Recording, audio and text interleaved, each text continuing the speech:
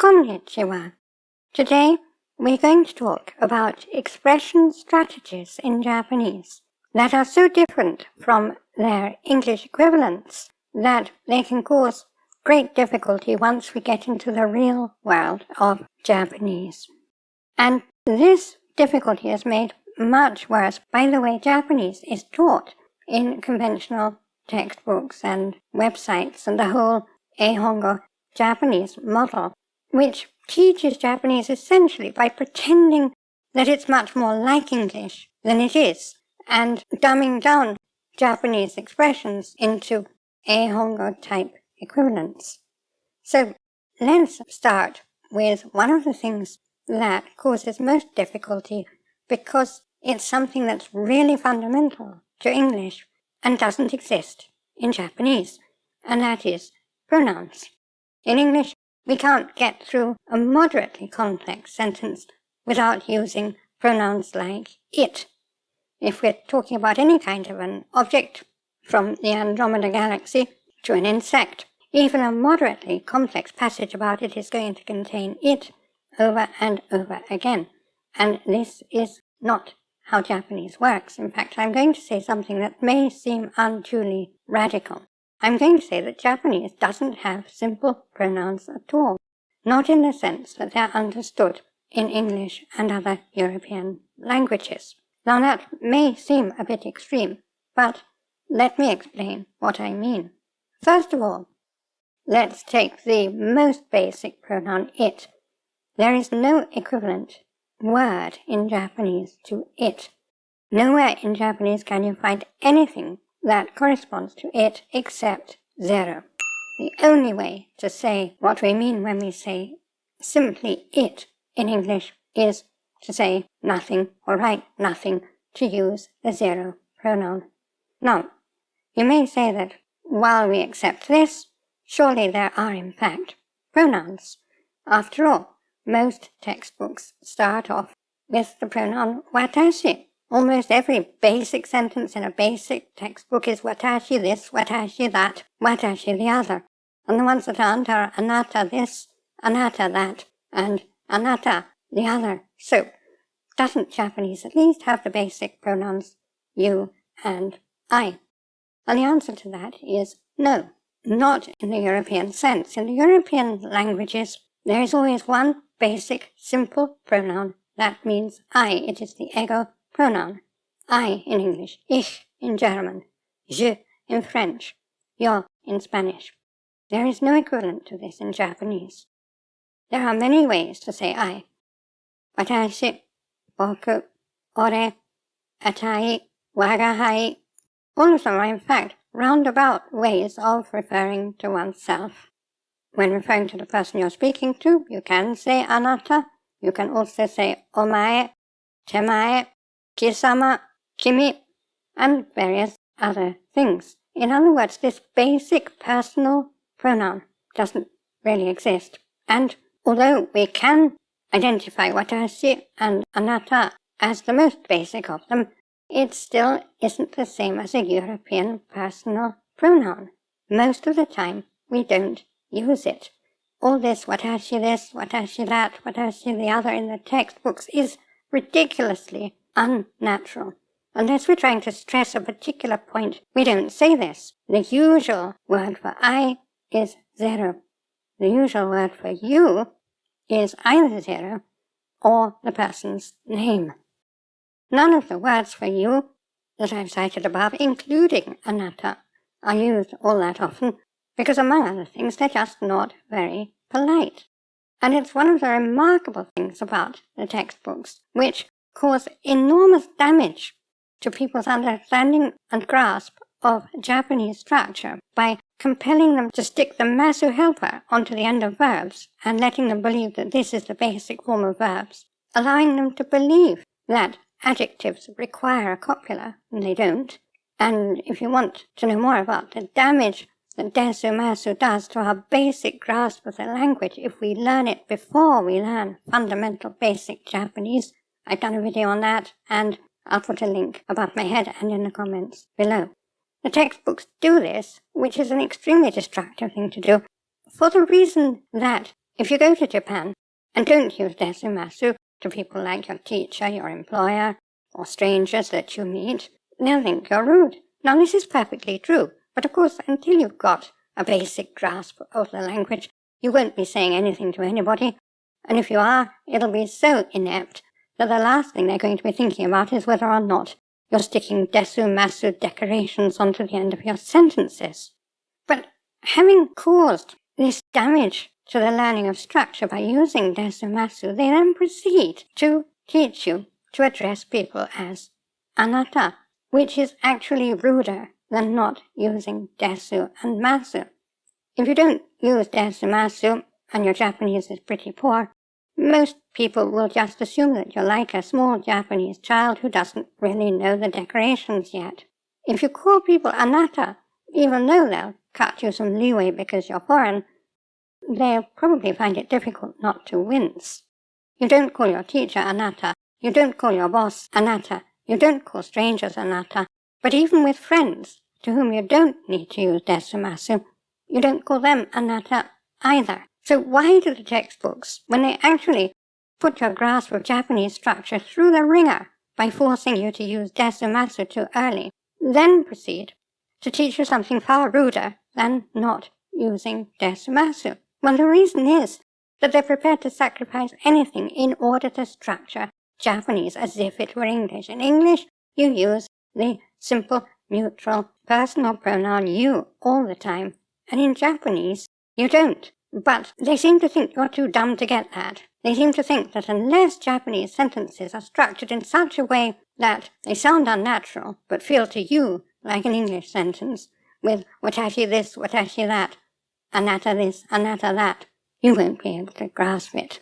So Japanese doesn't have an it, and it doesn't really have a you or an I in the sense that European languages do. What about he and she? At least it has kare and kanojo, doesn't it?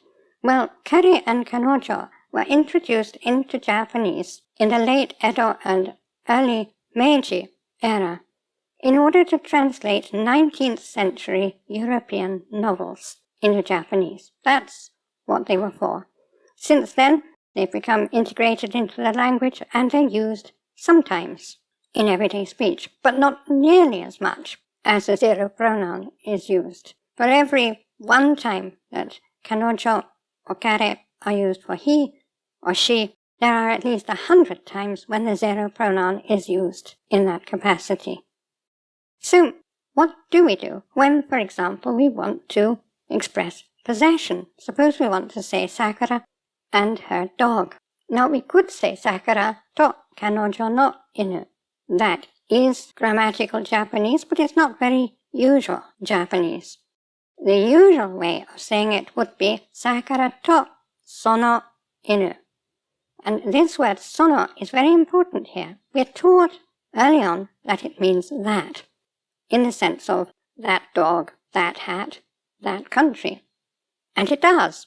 But, as we've learned before, Japanese words very rarely correspond to the exact same part of the meaning spectrum that their supposed English equivalents correspond to. If in English we say something like that dog or that tree, we mean the one we're talking about, the one related to the current subject. But in Japanese it goes considerably further than this. So, Sakura to sono inu means Sakura and a dog related to her. In other words, Sakura and her dog. And this ability of sono to express things like possession and relatedness gives rise to a whole range of strategies. So once we understand what it means, they're much easier to understand. So, for example, the simple Sanseiro Japanese dictionary defines the word tachiao, which can't really be translated into any particular English word, because what it means is go to a particular place in the capacity of a witness, or act in the capacity of a witness. The Sanseiro definition is shonin toshite sono ba ni deru. As a witness, go to that place. Well, that's the nearest we can get in English without getting rather convoluted. What does that place mean here? The only way to translate that properly into English would be to say something like, as a witness, go to the place which is whatever place is involved at the time. That place, the place to which you go as a witness. So this opens up a whole range of uses of sono, which don't really have any equivalent in English. Sono is the related thing, the thing in question at the time, the thing belonging to the person we're talking about, or whatever, and this gives strategies that are essentially the ones that displace English pronouns. And there are various other strategies that displace pronouns. For example, we've talked in the past about kureru and ageru, and I think we often get the impression that this has a lot to do with a more personal sense of relation. We're not just talking about what's done, but whether it's done as a favour to ourselves, whether it's done as a favour to someone else, and that kind of thing. And that is important too. But also, it takes the place of pronouns. If we said, oshiete kureta, what we're saying is, she taught me. We know that someone else did it, because the te kureru form can only be something done by someone else. We know that they did it to me, because kureru means either me or someone within my circle. So we can say, oshiete kureta. There is no she and there is no me in that sentence, but the form of the sentence tells us what the pronouns would tell us in English. Again, if we say koroshite yaru, it means I'll kill you. And again, it's the te yaru which gives us both the you and the I. And generally speaking, if we use any plain non-past action referring to the future, the default actor is going to be I. If we say ima kaeru, this means I'm going home now. How do we know it's I? Well, first of all, I is the default. And secondly, we're predicting an action which is in our own minds. We can't predict the actions of others except under special circumstances. So, unless the context suggests otherwise, this has got to be I am going home now. And somewhat related to the use of sono, we have the use of aru. And stories often begin with aruhi. And people often wonder, why aruhi? Aru simply means being. Now, as we know, any verb or any verbal clause can modify any noun. But why aruhi? Aru just means exist. So aruhi means existing day. Now, when a story begins with aruhi, we're saying one day. If we say arukuni no arumara, we're saying in a certain village, in a certain country. And this is another very usual setting for a story. But we're not saying a certain, because the expression strategy is different in Japanese from in English. In English we say a certain, and what do we mean by that? Well, we mean that the place is certain. We know where it is, we know what it is, we're just not telling you, which when you think about it is rather a strange way of putting it. The only reason we really say a certain is that we want to introduce it without saying anything at all about it. And Japanese, which is often more logical than English, does that in the most logical way possible. It doesn't tell us anything about it except the fact that it exists, and if it didn't exist, it wouldn't be there, there'd be nothing to talk about. So we're saying the absolute minimum we can say that it exists. Of course, it may not even exist in reality, but it exists in relation to the narrative, so it exists. Arukuni no arumura ni wa. And just as a rider to this, I'd like to talk about aruhi no koto, or even arukuni no koto, which again can introduce a story. Why are we saying no koto here? Well, it's worth remembering that koto not only means a situation or a circumstance, but is a kind of cousin to the koto of kotoba.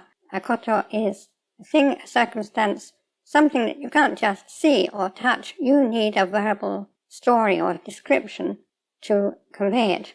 So aruhi no koto essentially means the affair of a certain day. Arumura no koto means the affair of a certain village. And we're saying this to preface the story. We're saying that what follows will be the affair of a certain day, the affair of a certain village. And because of the kinship to kotoba, it has a slight overtone of the story of a certain village, the story of a certain day. So here we have some expression strategies that are very different from English ones, difficult to grasp until we know what they mean, and very difficult to grasp when we've been misled into thinking that Japanese expression strategies are much nearer to English ones than they actually are. If you have any questions or comments, please put them in the comments below, and I will answer as usual. I'd like to thank my Gold Kokeshi patrons and all my patrons and supporters on Patreon and everywhere, because they are the people who are making these videos possible. Without them, I wouldn't be here. And I'd like to thank you for attending this lesson. これからもよろしくお願いします。